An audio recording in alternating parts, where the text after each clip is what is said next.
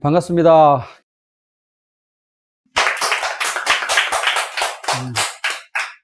법무법인 강산의 김은유 변호사입니다. 오늘은 1시간 정도에 걸쳐서 농지 투자로 월 600만 원 연금 확보하기. 근데 이제 이혼한 부부는 이 반이에요. 이혼하시면 안 돼. 부부가 있어야 600입니다. 이혼하셨거나 사별하셨으면 300이 최대입니다.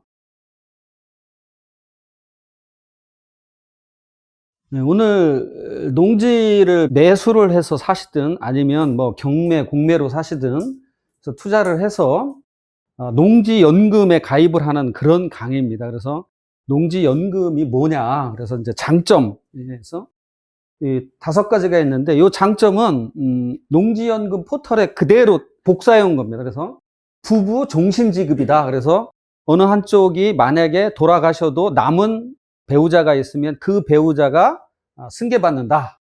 그 다음에 농지연금을 맡겨도 영농 또는 임대소득이 가능하다. 내가 다른 사람한테 임대를 주든 직접 영농이 가능하다. 그 다음에 재정지원으로 안정성이 확보됐다. 당연하죠. 이거 국가가 하는 거니까. 그 다음에 이게 저는 제일 장점 같습니다. 연금 채무 부족액 미청구. 저는 이게 최고 큰 장점 같아요. 그래서 나중에 이제 농지연금이 기간이 끝나면 종신형이 있고 기간형이 있는데, 종신형은 돌아가셔야 끝나는 거죠. 이제 기간형은 기간이 만료되면 끝나는데, 그때 농지연금을 내가 받은 돈을 다 상환하고 근저당권을 말소하고 내가 다시 그냥 소유할 수도 있고, 그렇지 않으면 그쪽에서 처분합니다. 처분해서 그동안 그 처분한 액수가 만약에 부족하단 말이죠. 이제 10억을 지급해줬다. 그런데 처분하니까 8억밖에 안 되더라. 8억밖에 안 되더라. 그러면 2억을 달라고 하는 것이 아니라 그냥 청구를 안 한다는 겁니다. 국가가 부담을 한다는 겁니다. 그래서 저는 이 연금 채무 부족액 미청구, 이게 가장 큰 장점이지 않을까.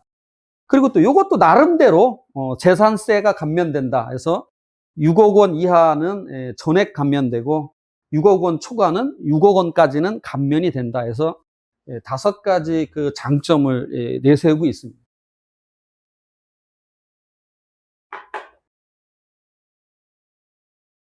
자격 요건을 보면 이제 다음의 요건을 모두 갖춘 자인데, 그렇게 어렵게 생각하실 게 없습니다. 그냥 신청연도 말일 기준으로 만 65세 이상, 그러니까 지금 농지연금을 가입할 수 있는 게 아니라 나이가 만 65세 이상이 됐을 때, 그때 비로소 농지연금에 가입하실 수 있는 겁니다.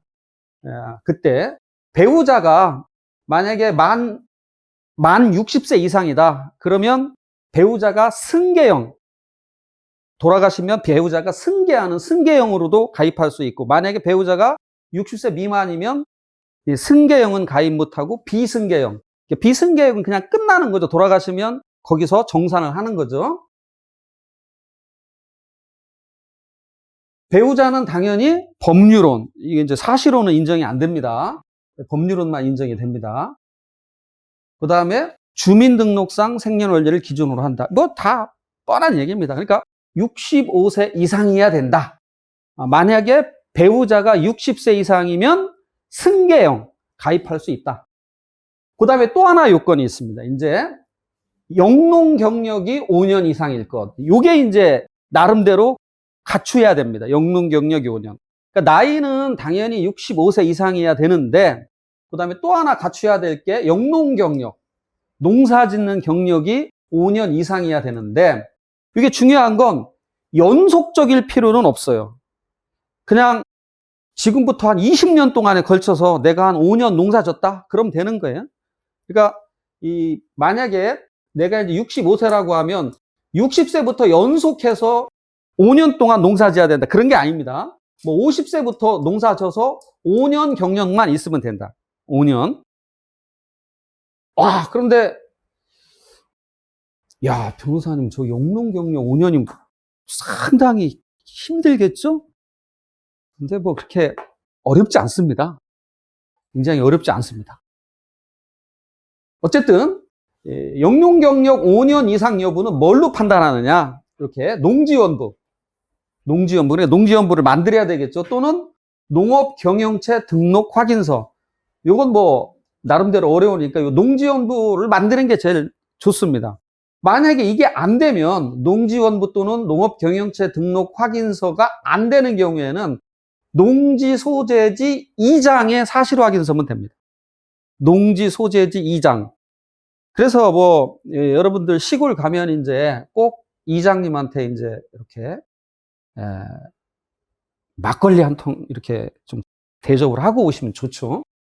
그리고 꼭 좀 뭐 하러 왔습니까? 아, 오늘 뭐 하러 농사지러 왔다 얘기하셔야죠. 그 다음에 이제 자격 요건은 쉽죠? 65세 이상이고 5년 경력만 있으면 돼요. 그 5년 경력도 연속적일 필요는 없다. 뭐 한 20년 동안 또는 10년 동안에 걸쳐 있으면 된다. 그러면 어떻게 농사 질 거냐? 그건 나중에 말씀을 드리겠습니다. 그 다음에 이제 그럼 대상 농지, 내가 뭐 아무 땅이나 갖고 있어도 농지연금에 가입할 수 있느냐? 그런 건 아닙니다. 대상 농지는 이제 이렇게 뭐냐? 지목이 공부상 지목이 전답과수원으로서 사업 대상자가 당연히 소유해야죠. 소유하고 실제 영농에 이용하고 있는 농지입니다. 뭐 아주 평범해요. 전답과수원이고 실제 영농에 이용되고 있는 농지. 요거 오늘 오신 분들은 요거를 나중에 요청하면 파일로 드릴 테니까 그 이해하는 데 집중하세요. 메모보다는 파일로 드릴 테니까 이해하시는 데 집중하시면 돼요. 만약에 공부상 지목이 전답과수원이 아닌 뭐 임야다. 그럼 당연히 형질 변경을 해야죠. 지목 변경을 해서 신청을 해야 됩니다. 임야를 전답과수원으로 지목 변경할 수만 있으면 바로 해야죠. 농지연금이고 뭐고 상관없이. 그죠? 무조건 해야 됩니다. 뭐 여담이지만 뭐 오늘 발표된 것 같아요. 생활형 숙박시설을 주거용 오피스텔로 일시적으로 허용을 한다, 한시적으로. 그런 거 놓치는 분들이 많이 있어요. 예전에 임야를 정식적으로 형질 변경 절차를 밟지 않고 전답으로 했던 분들 양성화 조치를 해준 적이 있거든요. 그때 또 그 기간을 놓쳐서 못 하시는 분들이 많이 있습니다. 그 다음에 이제 사업 대상자가 2년 이상 보유한 농지. 이게 과거에는 없었습니다. 2019년도에 새로 생긴 조건인데 2년 이상 뭐 어렵지 않죠. 왜냐면 뭐 우리가 연금이라는 거 65세 이상을 미리 대비하는 거니까 내가 보유는 지금부터 하면 20년 이상 되겠네. 그죠? 물론 뭐 안 되시는 분도 있겠지만 2년 이상 보유한 농지고, 그 다음에 만약에 상속받은 농지는 그 부모님 것도 포함됩니다. 그 다음에 또 이 사업 대상지의 농지 주소지를 기준으로 직선거리가 30km 이내여야 됩니다. 직선거리가 30km 이내 농지만 농지연금에 가입할 수 있어요. 변호사님, 나는 제주도 땅인데 농지연금 어떻게 가입해, 그럼? 잠깐 가시면 되지. 그쪽으로 잠깐 가서 좀 사시면 되지. 응? 뭐를? 주민등록을. 그 다음에 요 2와 3의 요건, 2년 이상 보유하고 직선거리 30km 이내는 2020년 1월 1일 이후에 신규 취득한 농지만 그렇습니다. 그러니까 이전에 만약에 여러분들이 보유하고 계신 농지가 있다 그러면 이런 것도 상관없어요. 새롭게 2020년 1월 1일 날 새롭게 이제 지금부터 만약에 취득하는 것만 2년 이상 보유, 그 다음에 직선거리 30km라는 제한이 있지, 그 이전에 취득한 농지는 아무런 제한이 없습니다. 아무런 제한이. 이것도 뭐 어렵지 않죠? 다만 경영 이양형이라는 건 뭐냐면 말 그대로 이 농지연금은 근저당권 설정해주고 돈을 빌리는 겁니다. 한마디로. 그런데 이거는 아예 팔겠다. 미리 매매 약정을 하는 겁니다. 경영 2학년의 경우에는 미리 팔겠다. 그래서 이 조건이 있습니다. 그래서 이거 여러분들이 한번 읽어보시는데, 제가 이거 기본적으로 좀, 요 정도는 농지 투자를 하려면 요 정도는 알으셔야죠. 이게 농지법에 보면 농업진흥지역이라는 게 있어요. 농업진흥지역. 농업진흥지역이 있고, 그 다음에 용도구역으로 두 가지가 있습니다. 농업진흥구역하고 농업보호구역. 요런 용어는 기본적으로, 농지 투자할 때 요런 게 있더라라고 기본적으로는 좀 알아두시고요. 그 다음에 제외농지. 그러면 이제 안 되는 농지는 어떤 게 있느냐? 안 되는 농지. 뭐 당연히 가압류 제한물권. 이거 있으면 안 되죠. 왜냐하면 근저당권 설정하고 돈 빌려줄 건데 여러분도 당연히 안 빌려주겠죠. 그죠? 국가가 여러분들한테 농지하는 건 간단해요. 국가가 담보로 잡고 돈 빌려주는 거예요.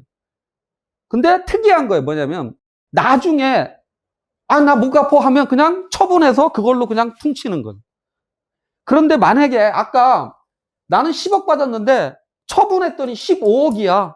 그럼 5억은 본인한테 주든지 본인이 돌아가셨으면 상속인한테 줍니다. 되게 좋죠. 만약에 7억이면 이거 국가가 손해보는 거예요. 이게 농지연금의 최대 장점이라고 말씀드렸습니다.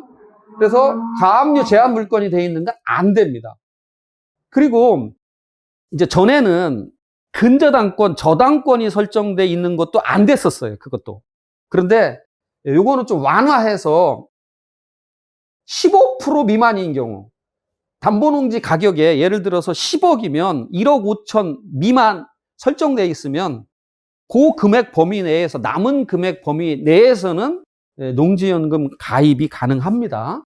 그래서 가압류 제한 물건은 안 되지만 근저당권이 설정되어 있는 건 15%까지는 가능하다. 15%까지는 가능하다. 그렇게 이해하시면 되고요.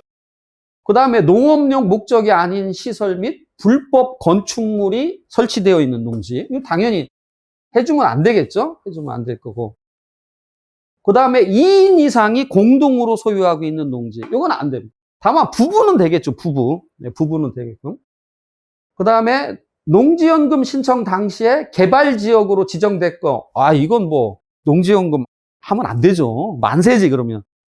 내 땅이 개발지역으로 지정되면 땅값이 뭐 엄청나게 폭등할 텐데, 이거 당연한 거고.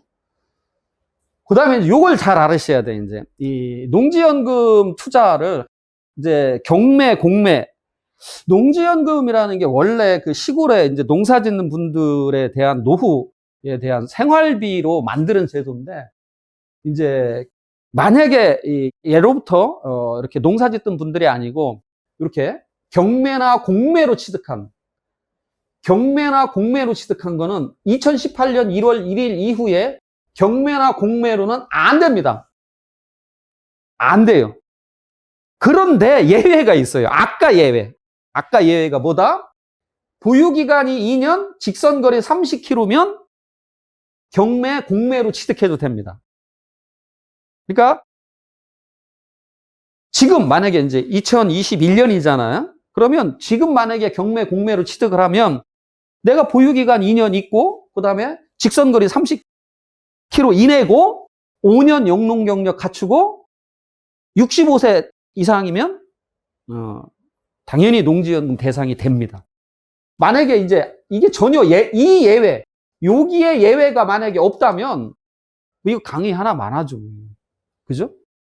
그래서 경매, 공매가 가능하다. 단 2년 이상 보유 요건하고 직선거리 30km 아까 그게 들어왔습니다.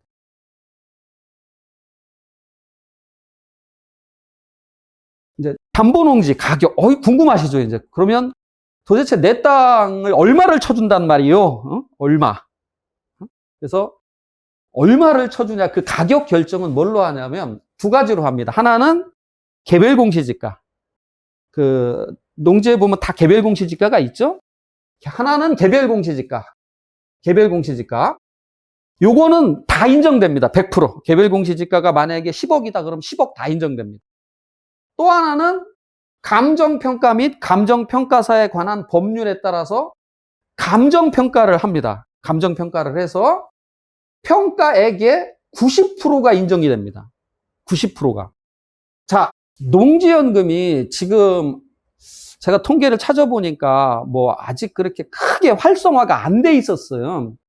근데 그 활성화가 안 돼 있었던 이유가 뭐냐면 예전에는 요 감정평가를 인정을 안 했습니다. 오로지 개별 공시지가로만 인정을 했어요. 그런데 우리들이 이해하기에 아니 당연히 개별 공시지가는 시세보다 싸다고 생각하잖아. 그 가격에 국가한테 넘길 사람이 어디 있어요, 그죠? 그러니까 활성화가 안 됐습니다. 그러니까 국가가 그러면 안 되겠다라고 해서 제도 개선을 해서 감정평가 가격도 인정하자. 그래서 전에는 이게 80%였어. 전에는 80%. 근데 지금은 이제 2019년부터는 이게 90%까지 올라와 있습니다. 근데 이게 제 예측인데 원래는 이게 TV 광고까지 나왔었어요.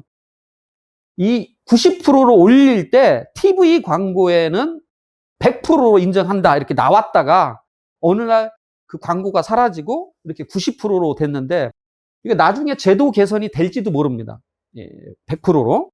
어쨌든 자, 내 농지 가격을 국가한테 얼마로 받고 뭐 이렇게 돈을 빌릴 수 있느냐? 그 가격은 개별 공시지가 또는 내가 선택하는 거죠. 내가 감정 평가를 해서 그 감평 가격의 90%가 인정된다. 감평 가격의 90%가 인정이 된다.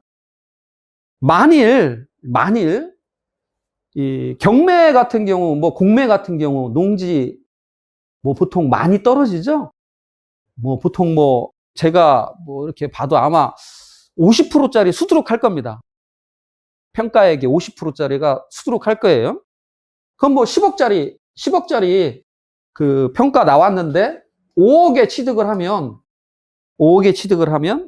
나는 국가한테 얼마의 농지연금을 가입할 수 있냐?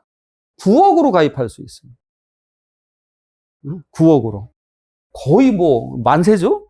이게 만약에 30%로 취득하면 어이구 3억에 사서 9억에 가입하면 3배입니다.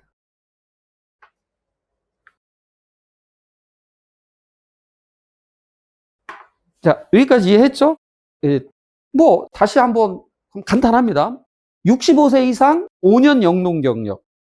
그다음에 전답 과수원으로 실제 영농에 이용되는 농지. 그다음에 보유기간 2년, 직선거리 30km. 요것만 아시면 농지연금 끝나는 거예요. 더 이상 뭐 복잡하게 갈 것도 사실은 없어요. 그래서 여기 뭐 이미 제한 물건 뭐 이런 거 뭐 나중에 아까 얘기했죠? 제한 물건 저당권 설정되어 있는 건 100분의 15 미만 15%까지 설정되어 있는 것도 인정해 준다. 그 뜻입니다. 그 다음에 개별 공시지가에 의한 가격 결정. 뭐 당연히 개별 공시지가는 뭐 당연히 거기에 써 있습니다.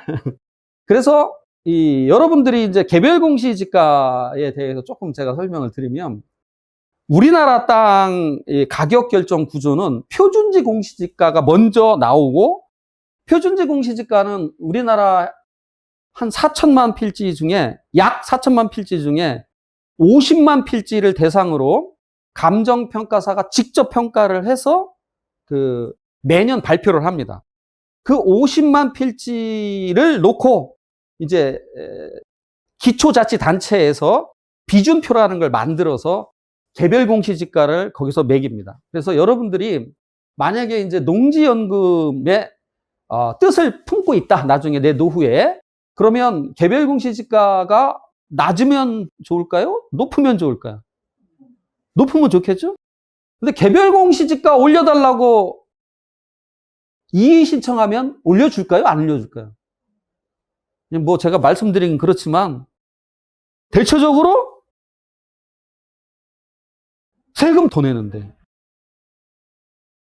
지자체에서 뭐 아이고 고맙습니다 지금 개별 공시지가 세금 내야 되잖아요.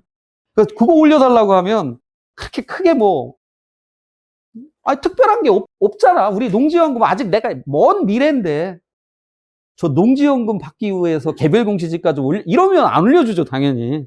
네? 그러면 안 올려줍니다. 개별 공시지가. 그다음에 이제 감정평가는 뭐 그 감정평가사님들이 그 평가를 해서 그러면 몇 군데서 하느냐? 한 군데를 선정을 합니다. 한 군데, 두 군데를 선정해서 이렇게 평가내는 게 아니라 한 군데를 선정합니다. 그런데 이게 재미난 게 하나 있어요.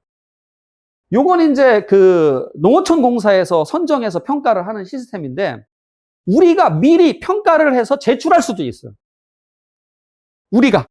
내가 예? 농지연금 지원 적격자로 선정된 자가 직접 감정평가를 의뢰하여 감정평가업자로부터 제출받은 감정평가서 이렇게 요것도 제출해서 하자가 없으면 인정이 됩니다. 왜냐하면 감평사님들이 자기 자격증을 걸고 감평을 하기 때문에 그걸 믿어주는 거죠. 믿어주는 거예요. 그래서 뭐 가격은 그래서 아마 공시지가로 하는 그런 분은 없겠죠. 이거. 근데 은근히 이 감정평가할 때 사실은 개별 공시지가는 무관한 거예요. 근데 제가 무관하다고 하면서 영향을 미친다. 무관하다가 정답인데 그래도 영향을 미치더라. 응? 영향을 미치더라. 그러니까 개별 공시지가는 영향을 원래 미치면 안 되는데 미치더라. 이 참 이상한 말이네. 그래서 80%에서 90%로 상향 조정됐다. 그래서 이제 자 감평 나와서 여기 나오잖아 이제. 이걸 시스템을 알으셔야 돼요. 자 이제 감정 결과가 나왔는데 그 감정 가격이 개별 공시지가의 1.8배 이하면 그냥 결정되는 거예요. 특별히 지사, 농어촌공사 지사 심의 이거 거부되는 경우 없습니다. 물론 특별한 게 있으면 있겠지만 웬만하면 거부 안 됩니다. 그런데 1.8배를 초과하고 3배다. 그러면 이 지사 심의 후 지역본부 심의에 심사를 거칩니다. 그래서 뭐가 중요해요? 개별 공시지가가 그래서 나름대로 중요하다. 근데 개별 공시지가는 10년에 한 번씩 매길까요? 1년에 한 번씩 매길까요? 네, 매년 매깁니다. 매년. 그러니까 기회가 많은 거죠. 매년 개별 공시지가를 매깁니다. 그 다음에 만약에 그 감정평가가 3배를 초과하면 요건 이제 본사심의를 거쳐라. 본사심의. 요거 알아두시면 돼. 본사심의. 근데 이제 제가 이쪽 실무에 종사하시는 분들 이렇게 살짝 이렇게 여쭤봤더니 감정평가사가 이렇게 3배 초과할 때는 이유가 있어서 자기 직을 걸고 3배 초과한 거잖아요. 그래서 이게 이렇게 통과 안 되는 경우는 많지는 않을 거다라고 그렇게 이야기는 합니다. 제가 상식적으로 생각해도 그렇습니다. 상식적으로 생각해도 그래서 가격은 이제 이해하셨죠? 가격? 다시 반복하면 어려운 거 없어요. 65세 이상 5년 경력. 아주 그냥 외우고 가요. 그죠? 응? 그지? 65세 이상 5년 경력. 응? 그 다음에 자가 보유 2년 30kg. 다 외웠죠? 응? 그 다음에 전답 과수원으로 실제 농사에 이용되는 거. 가격은 개별 공시지가와 감정가격. 감정가격은 90%. 이게 이제 차이가 나면 이렇게 지사, 지역본부, 본사. 다 이해하셨죠? 쉬워요. 이제 끝난 거야 사실은. 그래서 이제 이거 지급 방식 종신형으로 하든가 나 죽을 때까지 가겠다. 그러면 이제 기대 요명표라고 해서 그쪽에서 만들어 놓은 게 있어요. 사실은 이제 이게 되게 재밌어요. 종신형이. 오래 사시면 만세야 이건. 65세 가입해서 오래 사시면 만세야 이거. 우연부담. 근데 일찍 돌아가시면 사실은 또 일찍 돌아가시면 그거 받은 거 상속인이 갚고 다시 찾아오면 되는 거거든요. 그러니까 사실은 우연부담이 국가가 더 있는 겁니다. 그죠? 상속인이 입장에서 일찍 돌아가시면 그거 그래 갚을게. 갚고 근저당권 말소해. 그럼 끝나는 거니까. 그래서 종신형이 있는데 종신형은 정액형, 월 지급, 월 얼마 이런 게 있고 전후 후박형. 전후 아시죠? 먼저 10년을 뭐 앞에 후하게 많이 받던가, 뒤로 가고 많이 받던 뭐 그런 겁니다. 이래. 그러니까 전후박형은 앞에가 후하고 뒤가 그만큼 적은 거죠. 먼저, 나는 65세부터 내가 건강할 때 여행을 다녀야 되겠다. 그러니까 좀 더 많이 달라. 일리 있는 얘기죠. 그죠? 아주 국가가 생각을 잘 하셨어요. 그 다음에 이제 일시인출령. 일시인출령이라는 건 뭐냐면 급하게 돈이 필요해요. 그러면 30% 범위 내에서 인출할 수도 있습니다. 30% 범위 내에서. 이것도 참, 국가가 여러분들을 위해서 잘 만들어 놨죠. 잘 만들어. 그 다음에 기간형, 이제 종신형하고 크게 나누면 종신형이 있고 기간형이 있다. 종신형이 있고 기간형이 있다. 기간형은 당연히 일정한 기간, 매월 지급받는 방식이죠. 그래서 기간형에도 정액형이 있고 경영 이항형이 있다. 아까 경영 이항형은 기간이 종료하면 농어촌공사에 매도해야 됩니다. 농어촌공사에 매도 안 하면 위약금 물어야 돼. 이 약속하고 안 지키니까 당연한 거죠. 그죠? 당연한 겁니다. 그래서 기간형이 있다. 그래서 지급방식별 가입 가능 연령, 이렇게 연령이 이렇게 뭐 종신형 경영이항은 65세 이상, 또 여기 뭐 5년짜리는 78세 이상, 뭐 10년짜리는 73세 이상, 종신형 15년짜리는 68세 이상. 여러분들은 이제 65세 딱 되면 종신형 하는 게 뭐 좋죠. 65세에 되면 종신. 참, 그리고 여기 교재에 있나 없나 모르겠는데, 변호사님, 저는 뭐 다른 거 돈 받으면 못 받나요? 다른 돈, 뭐 기초연금이라든지 뭐 다른 연금, 그런 거 받으면 이거 못 받는 거 아니? 그거 아무 상관없습니다. 다른 돈하고는 뭐 무관합니다. 다른 돈하고. 예, 다른 돈하고. 무관합니다. 뭐 지급 대상자는 당연히 그 농업이나 소유자하고 배우자가 되겠죠. 배우자는 승계형으로 했을 때만 배우자가 받는 거고 비승계형은 아닙니다. 뭐 지급 대상자는 당연한 거예요. 내가 가입하면 나지 뭐 누구겠어요. 그 다음에